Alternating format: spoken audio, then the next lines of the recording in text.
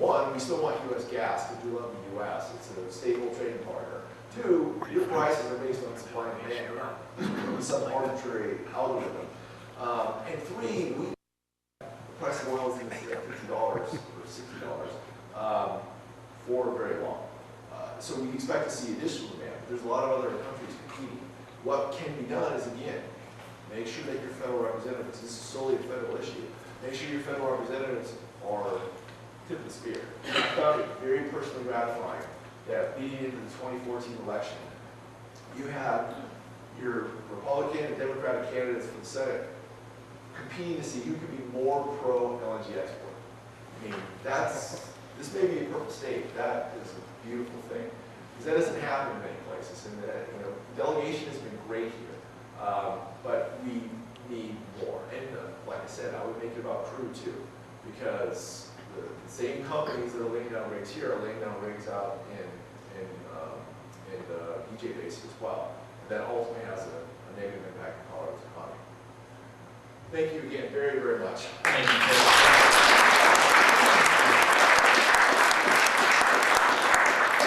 We have a 10-minute break, so we're going to make that 2 to 3 minutes. And we are going to have a drawing after our second speaker. Let's start introducing our second speaker here.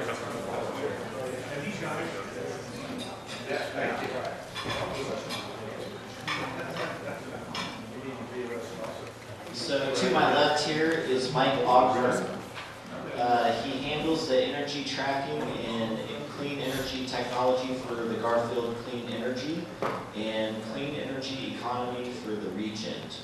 Clear is under contract to carry out the programs and services of the Garfield Clean Energy Collaborative to make it easier for residents, businesses, and governments throughout Garfield County to become more energy efficient.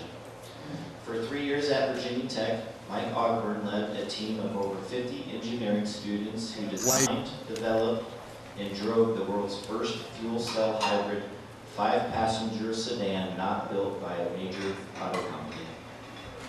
He worked collaboratively with the National Renewable Energy Laboratory and the U.S. Department of Energy to develop advanced vehicles and vehicle modeling software. Prior to joining Clear, Ogburn held engineering and consulting positions at places like the Rocky Mountain Institute and Ford Motor Company. At Ford, he worked on the hybrid electric escape SUV and with the team of fuel cell system engineers who created Ford's hydrogen-powered Focus FCV. Please help me welcome Mike Ogburn.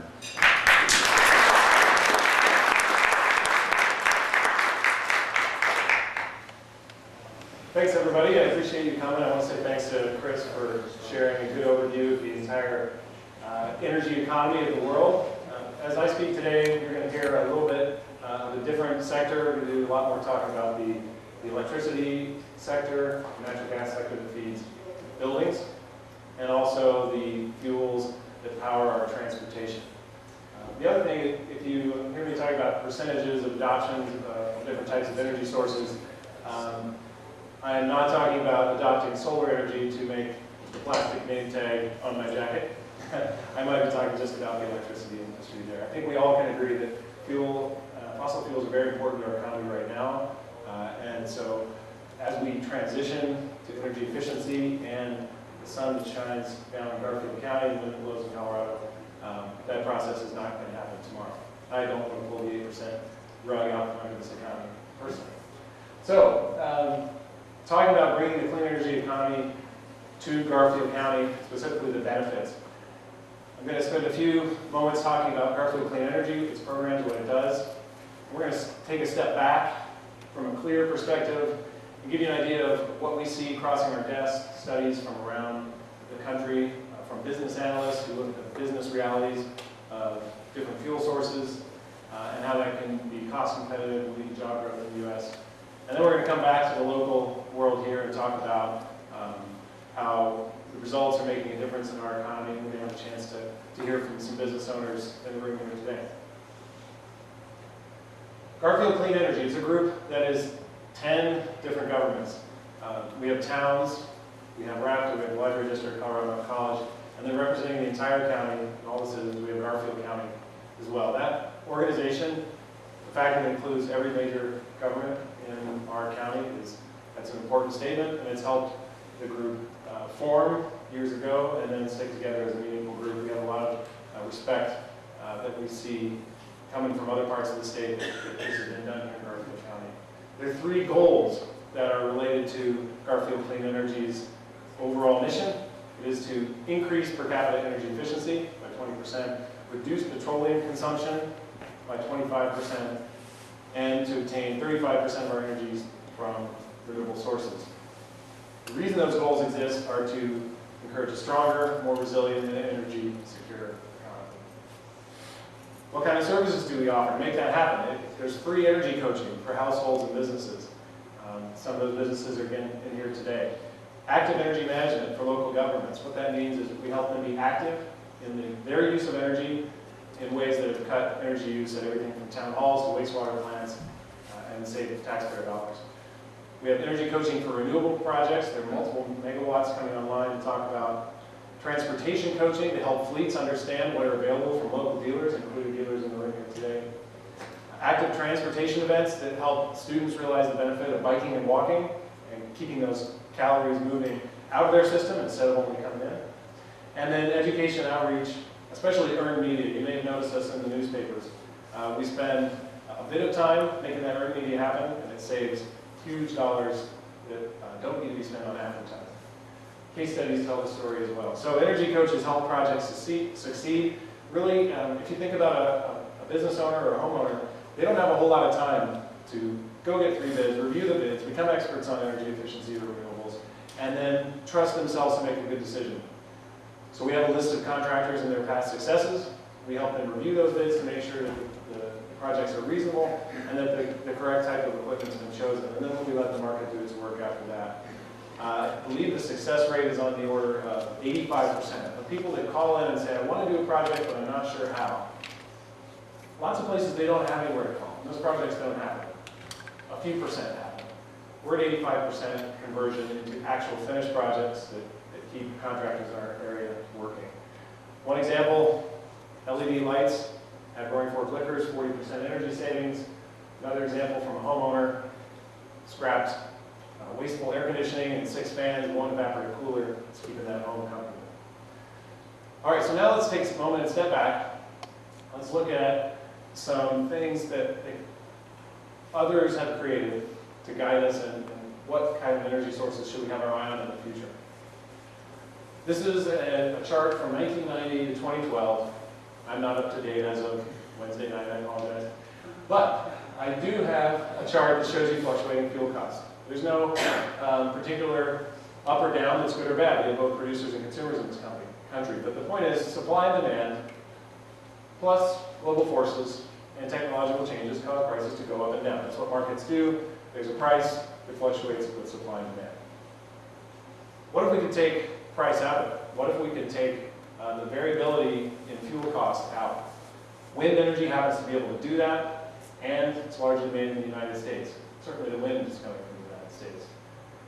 On this chart here, we've got from 1980 to about 2012, plus a year from 2013. And this is a number of pennies per kilowatt hour. Wind used to be quite expensive, and now we're down here at 2.5 cents per kilowatt hour. As we reach these low costs, the deployment in the United States has skyrocketed. It's a good thing that makes jobs happen. What about solar? Again, it's another no fuel cost, no volatility source of energy. Utility scale photovoltaics are now at coal and natural gas prices. There is intermittency, which we'll talk about in a minute. But where are those prices headed? Over time, solar has dropped from way too expensive, but really important on satellites, down to being something near where our fossil fuel baseline is, those 2 dotted lines. And the best project for 2014 was that green bar. Now, the best is not the average, but you get the idea that this cost curve is coming down and continuing to go down. Thanks in part to American manufacturing prowess, technological innovation, things that will continue over time. I clipped a couple of comments from recent studies. If you ever read The Economist, they had an interesting line the other day. They said the price of fossil fuels will always fluctuate. It's solar is bound to get cheap. Now remember, you can't make my name tag with solar, but you can power the electricity grid with solar. Another interesting point, U.S. solar jobs grew 86% in the last 4 years. That was 20 times faster than other types of jobs on average. Not to single out the oil and gas industry only, but this particular study did. 31,000 new jobs in 2014 added by solar, oil and gas, pipeline extraction, 19,200.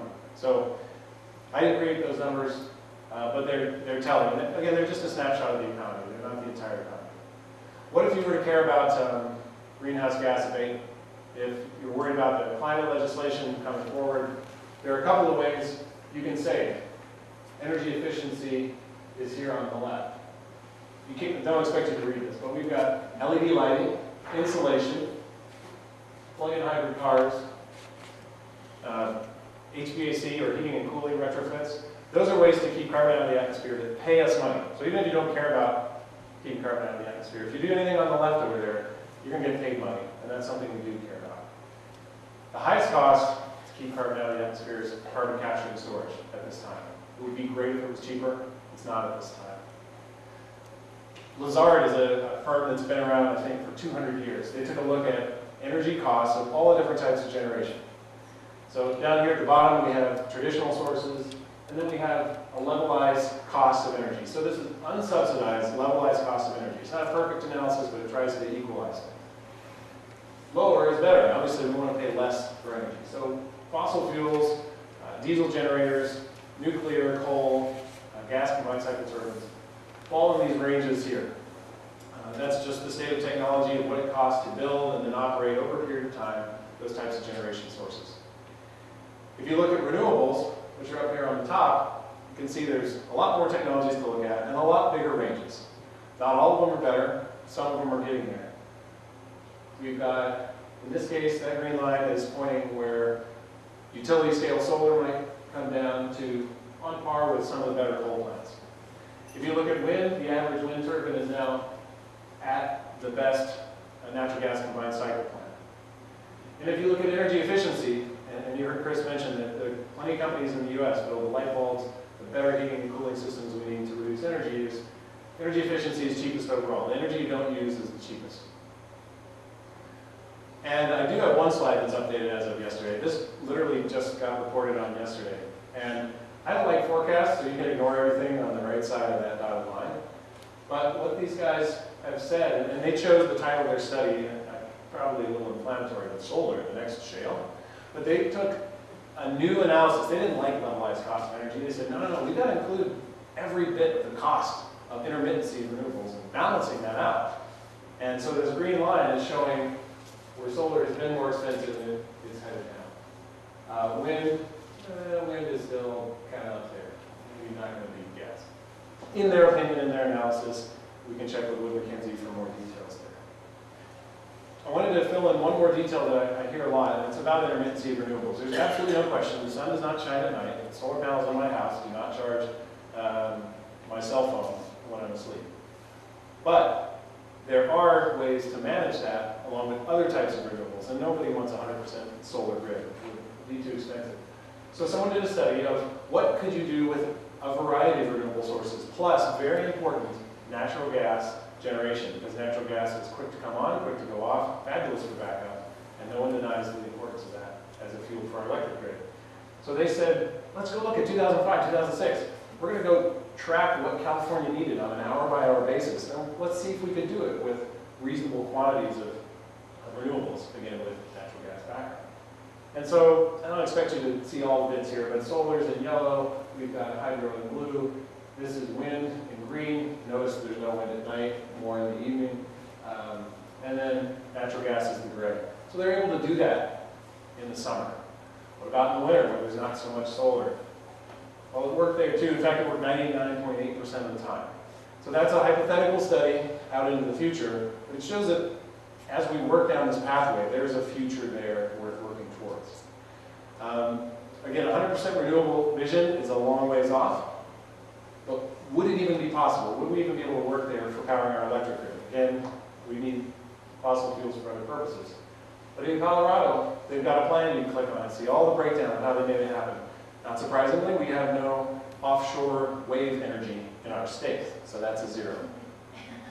You can also dig into these job numbers. What is this 40-year jobs created of 64,000 jobs in construction?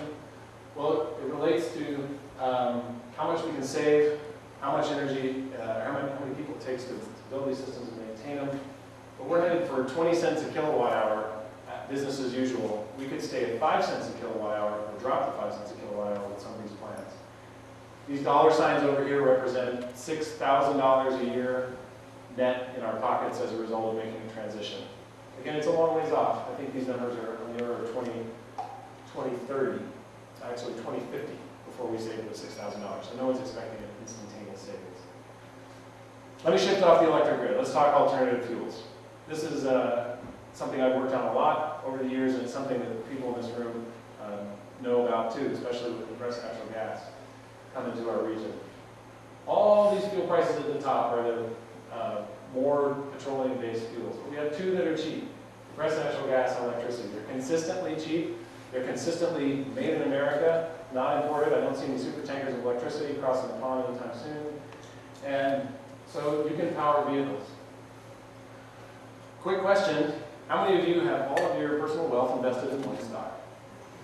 Right? Nobody's bought Enron recently? There's another one here that we can look at, and that's our vehicles. We have 100% of our stock invested in one fuel for vehicles, so petroleum. But we have other American-made fuels we can invest in, specifically natural gas and electricity, also propane. It allows us to diversify that portfolio. We all want a diverse portfolio, both in our stocks and in our vehicles. It proved kind of important, especially last 2013, September, Estes Park. Virtually every road shut. The last road was heavily laden with gasoline tankers, but they still had electricity and natural gas, and they were out there in town. Okay, now stepping back to town. So let's talk Garfield County. Let's talk actual programs that have made a difference here. We've got a number of topics to cover. So alternative fuel vehicles. These are proven technologies. The Chevy Volt is a 5 or 6 year old product now. I think they're at 500 million miles of travel. There are so many alternative fuel vehicles now, including CNG trucks and buses. We're up over 150 vehicles from all different types of manufacturers. Fortunately, a few of them for sale here. We have already one compressed natural gas station in Glenwood Springs, another one in Parachute, and then we have one more coming to Glenwood Springs at the Shell station this summer. That one will be open to the public, where the Raptor one is not. Glenwood Springs has 11 electric vehicle chargers. This one is a city garage, Courtyard Marriott, hosting some Tesla stations. We also have one at the Ford dealer, and maybe even two, and one at the Chevrolet dealer. RAFTA has deployed 22 natural gas powered buses. These things are beating the fuel economy of their diesel buses. Their estimates are $250,000 a year in fuel savings. Garfield County is doubling its CNG fleet this year, largely with pickups. City of Grand Junction plows snow, sweeps the streets, and collects the garbage with compressed natural gas vehicles, which they're now going to get straight from their own wastewater plant. They're not going to have a flare that's causing them air quality emissions problems in that town, and they're going to divert that waste methane to their CNG vehicles. Carbondale is driving a plug-in hybrid police car. The first 20 miles they drive use absolutely no gasoline and are extra quiet, which can be helpful if you're the police. Garfield County has a prior success. Back in 2006, they bought hybrid electric vehicles. Those things have lasted over 180,000 miles. Yet Fiscus is having trouble getting rid of them because they're so cheap to operate that they don't break. And Chevy Volts, you see those up and down the valley. They're sold in Glenwood Springs. Citizens throughout the region are adopting plug-in hybrid vehicles. There are different segments that fit different fuels. We'll see a lot of natural gas up in those heavy-duty vehicles. Since most people drive sedans, a lot of them are ending up in plug-in hybrid vehicles. What about solar PV? We have 4.6 megawatts in government buildings. That's more than any other county we know of, except perhaps a few in California. Governments did not spend money to get these built. Governments went into contract because they buy energy anyway. And so these were built using private investment dollars, and they're spread out over town halls, wastewater plants, college campuses. Rough savings, $150,000 a year spread out over all those solar arrays. There are 2 additional community solar arrays, 2.7 megawatts, that's enormous. It's powering local homes and businesses for people who choose to buy in, and it's become attractive enough that Eagle County and RAFTA have now bought into Garfield County solar arrays to power their operations. So Garfield County is now exporting solar power, and we can be proud of that. Why would we be proud of that? Well, financial benefits to our county. Solar construction creates jobs. We have Alpine Bank profiting from financing these power purchase agreements or through construction agreements. We have properties that are locking in low energy costs. I think Garfield County is expected to save $200,000 over the 20-year life of the riding arena solar array. And utilities are gaining local generation capacity. That means they don't have to go buy fuel or electricity from other places. What about cutting taxpayer dollars? We have a big building program, we call it, where we're working at these large facilities. We have over 55 facilities involved. The courthouse, I just checked the numbers yesterday. They're on track that if their 3 years of savings continue, there'll be $200,000 saved within the first 5 years of their performance contract to get the old steam boiler out of the basement of that building and make it much more comfortable and efficient. On the right, you can see wastewater plants. Glenwood, I think, has saved 10%, Rifle 20% with no capital investment. And it's in part due to this active energy management program that I mentioned before, where we track energy, find anomalies, encourage facility managers to address them where possible. And this particular chart shows daily energy use, which you can't get off your electric bill, the prior and then after the retrofit at the county's building. That shows a 38% savings in electricity right after the retrofit company was done. That's a good thing. We also got down into the business community. 280 businesses have received upgrades. 328 homes, including this one in Valley Mesa, have received upgrades. And those are totaling about $1/3 of $1 million a year in savings accrued to those sectors. More importantly, the business community in this room, 169 different firms ranging from supply houses to energy engineers to installers. Over 13 million in projects. And what we can say here is that there's now a vibrant market where these organizations have realized there's a new line of business. In fact, we had some come to meetings and say, if I just relied on installing a new homes, I would have been out of a job and in the breadline of the recession.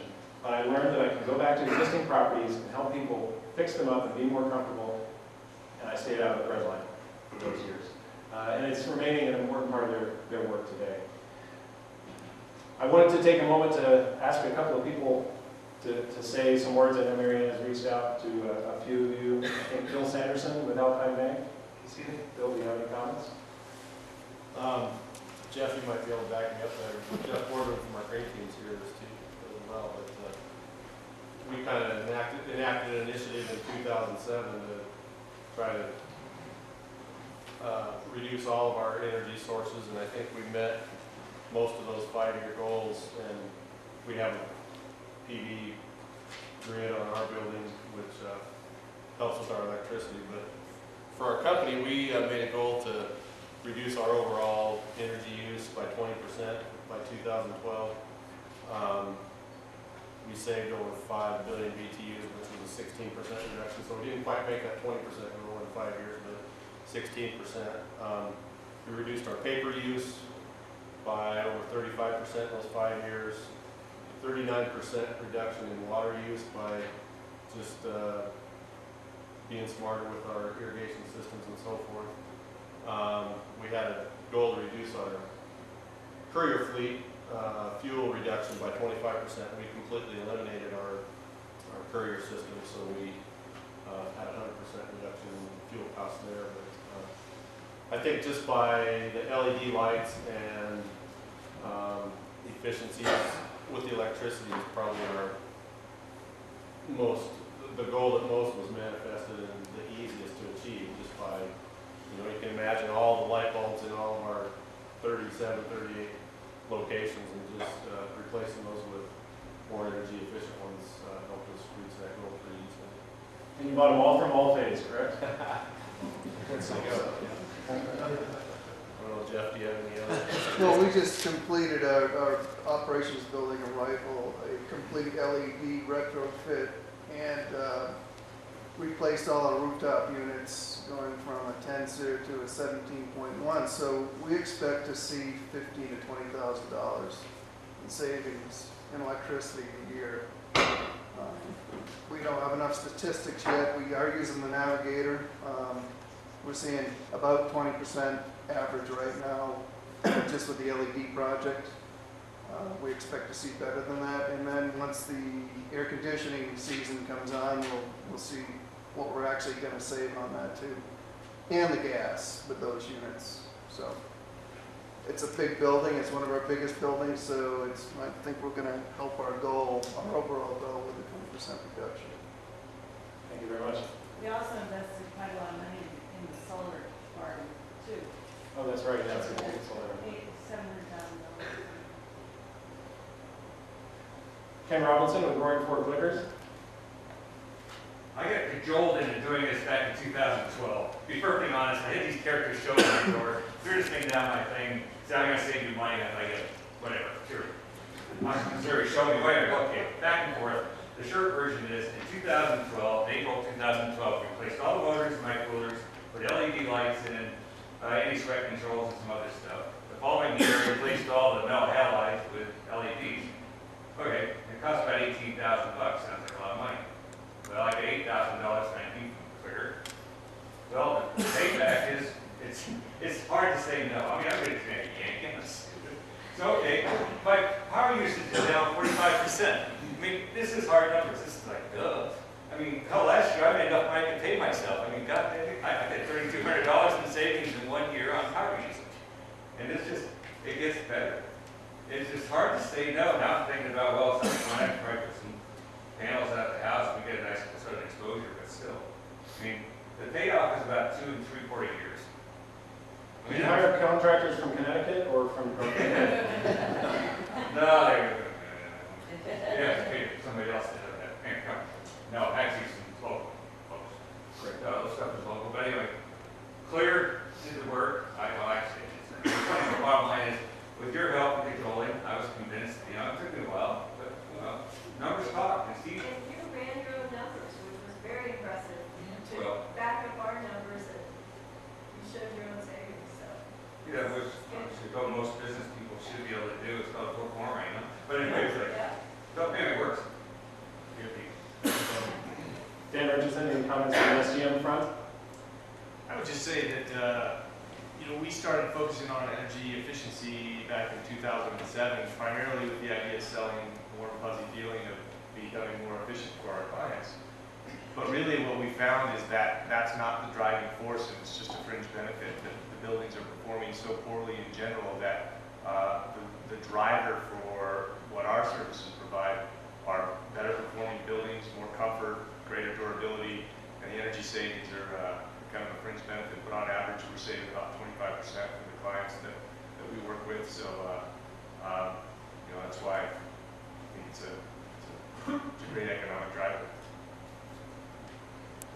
Great, and Chris Allen, comments from the installer's perspective. Yeah, I'd say, Clear is a great benefit, at least for me in the HVAC realm, because there's so many different rebates and there's programs, there's National Core, there's available money out there that sometimes you don't even know about. And for me, it's hard enough just for me to get through the day and make sure I got all my bids done and I went and saw all the customers and everything. And having a Clear, I just give them you guys' phone number, 704-9200, I think. And you guys hook them up, and it makes my job easier. If I can mention Clayton over there, Clayton upgraded his system last year, and he found $300 that I didn't even know about, and it's because he reached out to Clear and got upgraded. I wanted to mention one thing. I've been thinking a lot about Colorado water, because we have hard water in our area, and it varies throughout the valley. There's some changes through Department of Energy and regulations where water heaters now are going to be a little bit bigger, and it's all good stuff. They're going to be more efficient. But when your water heater goes out, you may not be able to fit the same size water heater in there. You might have to do that. So it'd be a good idea to, think about that going into the summer. It's a good time to get a project done. For us as a business, having put the message out there about upgrading your systems, making your home more efficient helps us, because we're typically the guys you call when something just goes disastrously wrong. But it's also good to think ahead and say, I'm going to do something with my furnace in the summer when I don't need it, and make a good decision about what's right for your home or your business. Chris mentioned Clear. We are a nonprofit. We're based in Carbondale, Colorado. We do a lot of fee-for-service work. We also go out and try to win grants on behalf of organizations. And as a result, we run a statewide Refuel Colorado program under contract to the Colorado Energy Office. I work in Eagle County School District, Summit School District. We've had some work in Mason County. But everything you've heard about today is made possible because of Garfield Clean Energy. That is the organization that supports the energy coaching. Not necessarily the rebates. You may have heard mention rebates. A lot of those come from utilities. But having the ability to offer energy coaching, offer that time with businesses, both contractors as businesses, businesses as users of energy, and homeowners as users of energy, that's what's made all these successes possible. And we owe those 10 governments for being willing to work together. Thanks.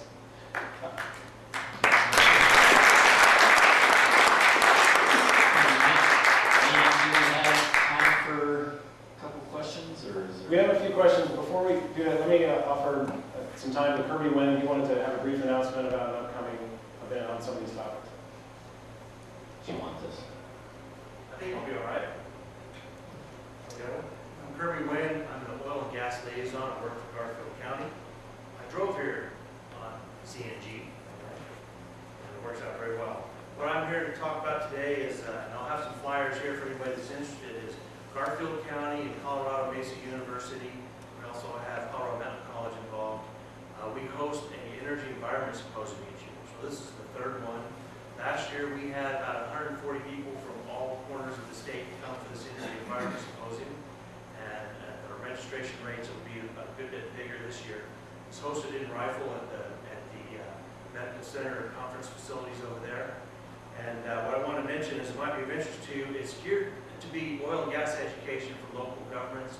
But what we found is the draw that we have is consultants and contractors, local governments, industry people, a lot of people that just want to learn about oil and gas and specific practices about hydraulic fracturing.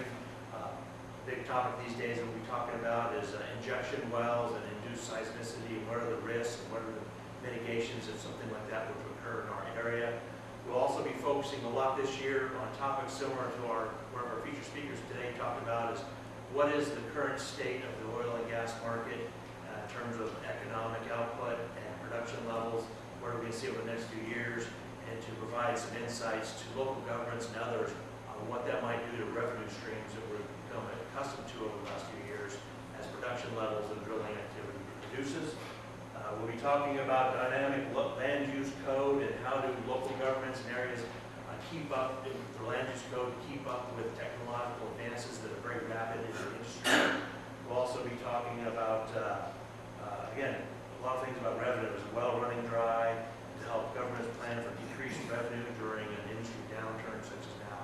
So a lot of different events, and then Wednesday evening, this is April 29th through 30th this year. Anyone is welcome to register, and the registration information on those handouts that I have here, and I'd be happy to field any emails, questions, calls, or discussion today. If anyone wants to be on the email list to be kept up to date as we finalize our agenda, I'd be happy to put you on our email list. We're not ready to announce them just yet, but we do have a couple whales of keynote speakers I think would be of interest to a very broad audience that we will be having come. So we look forward to seeing some of you all if you're interested. It's April 29th and 30th. It'll be at Rifle at the Grand River Medical Center Conference Facility, 29 and 30 this year, so put it in.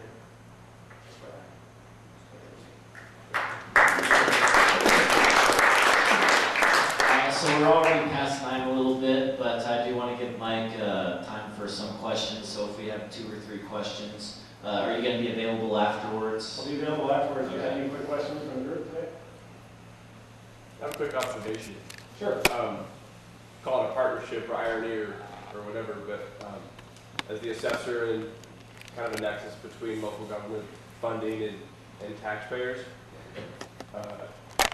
You mentioned CMC, the people who fund CLEAR, CMC, Garfield County Libraries, and many of those towns, they're funded, the taxpayers that pay them are about 80% or 70% oil and gas production. So as you see that decline possibly looming, be something to think about as well.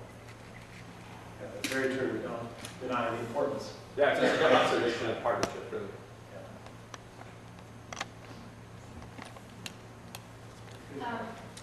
Actually, some of you know me as a former crawl space inspector extraordinaire, and I still work closely with CLEAR and will continue to promote your program because it's incredibly beneficial. But my question is back to cars. I come from a small town, 6 miles by 12 miles, a little island, and we had emission control on the cars. Who would I talk to? How do we get emissions controls on our cars? Because I don't know if anyone's ever been up and down the valley where someone's exhaust is broken, and it's horrible. And the inefficient diesel trucks that aren't, combusting all their diesel. I mean, could we help with our CO2 footprint just by controlling emissions on an exhaust on a car? You might be able to help a little bit with the CO2 footprint. What you'd be more able to help with are the air pollution precursors. So volatile organic compounds, basically unburned